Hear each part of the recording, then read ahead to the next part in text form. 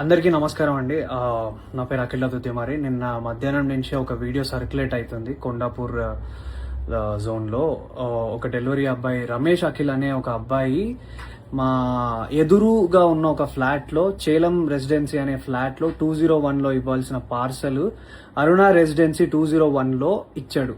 అక్కడ delivery address మీద very very క్లియర్గా రాసింది ఏంటంటే ఆపోజిట్ టు అరుణ రెసిడెన్సీ 201. నేను కావాలంటే మీకు ఆ లింక్ ఆ ఫోటో కూడా నేను మీకు పెడతాను. సో అది క్లియర్గా ఉంది.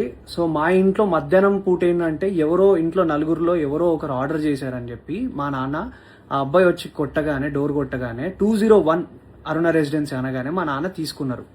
ఇది మన ఇంట్లోనే పెట్టారా అని మా నాన్న అడిగే లోపే మా నాన్న చేతిలో పెట్టేసి ఆ అబ్బాయి వెళ్ళిపోయాడు. ఒక ఆర్డర్ డెలివరీ ఇచ్చే ముందు కన్ఫర్మేషన్ చేసుకోవాల్సిన అవసరం డెఫినెట్లీ ఉంటుంది అనేది నేను అనుకుంటున్నా. ఒక ఓటీపీయో లేకపోతే కాల్ చేసో లేకపోతే ఆ పేరేంటో కనుక్కొని క్రాస్ చెక్ చేసుకొని ఇది కరెక్ట్ డెలివరీయా కాదా అని ఇచ్చుకొని వెళ్ళిపోవాలి.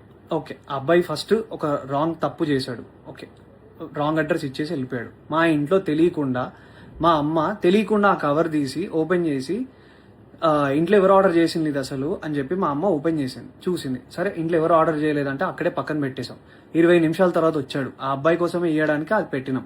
ఆ అబ్బాయి మా ఇంటికి అడిగినప్పుడు నేను ఆ అబ్బాయిని యాజ్ ఎ జనరల్ సిటిజన్గా, ఒక రెస్పాన్సిబుల్ సిటిజన్గా నేను అడిగిన క్వశ్చన్, బ్రదర్ మీరు అసలు క్రాస్ చెక్ చేసుకున్నారా అడ్రస్ అని అడిగితే ఆ అబ్బాయి చెప్పిన విధానం ఏంటంటే, లేదు నేను చూసుకోలే ఇచ్చేస్తా. ఆ అబ్బాయి తాగేసి ఉండి మాట్లాడుతున్న పదాలు అవి. అవును, లేదు చూసుకోలేదు ఇచ్చేసిన, నేను ఏంది ఇప్పుడు, ఏమైతుంది ఇప్పుడు, అది ఇది అని మాట్లాడాను.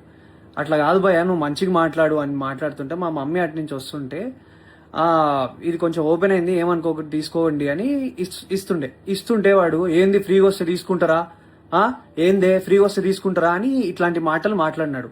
యాజ్ ఎ కొడుగ్గా నా ఫ్యామిలీని రక్షించుకోవాల్సిన బాధ్యత నాకు ఉంది. ఒక రెస్పాన్సిబుల్ పర్సన్ గా మా అమ్మనో లేకపోతే మీ అమ్మల్ని ఎవరైనా ఏదన్నా కూడా ఎవరు ఊరుకోరు కదండి.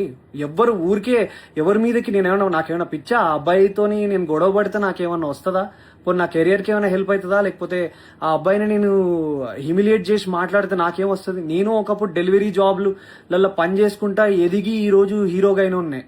నాకు ఎవ్వరి మీద కావాలని నెగిటివిటీ చేసి ఆ అబ్బాయిని హ్యూమిలియేట్ చేయాల్సిన అవసరం నాకు లేదు. నా సినిమాలో నేను సెల్ఫ్ రెస్పెక్ట్ గురించే చూపించిన. అట్లాంటిది ఒక అబ్బాయి సెల్ఫ్ రెస్పెక్ట్ చేయాలని నేను ఎందుకు అనుకుంటా?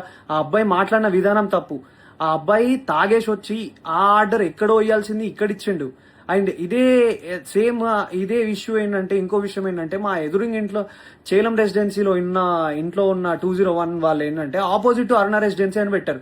వాళ్ళ వల్ల ఇది 10th టైం. ఒకసారి కాండమ్ ప్యాకెట్స్ వచ్చినాయి, ఒకసారి సిగరెట్ ప్యాకెట్లు వచ్చినాయి. మీ మమ్మీ మీరు ఫ్యామిలీ ఉన్న వాళ్ళకి సిగరెట్ ప్యాకెట్లు కాండమ్ ప్యాకెట్లు వస్తే మీరు తీసుకోగలుగుతారా? అంటే wrong address definitely, but still అది ఎంత ఎంబైరెన్సింగ్ ఉంటుంది అనేది మీకు అర్థమవుతుందా?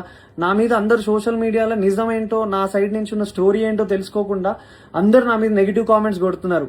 నీకు అంత బలిసిందా, ఇంత చేసినా అది చేసినావా, మా పేరెంట్స్ని నన్ను అందరినీ ఇష్టం వచ్చినట్టు తిట్టి మాట్లాడుతున్నారు కదా బ్రదర్. నేను అదే అడుగుతున్నా, ఒకవేళ మీ ఇంట్లో మీదకి నెగిటివ్ గా మాట్లాడితే మీరు దాన్ని ఎందుకు చేసినావు, నువ్వు చేసింది తప్పు కదా, నువ్వు రాంగ్ ఆర్డర్ ఇచ్చినావు కదా అని చెప్పి నేను ఆ అబ్బాయిని అడగడానికి వెళ్ళిన.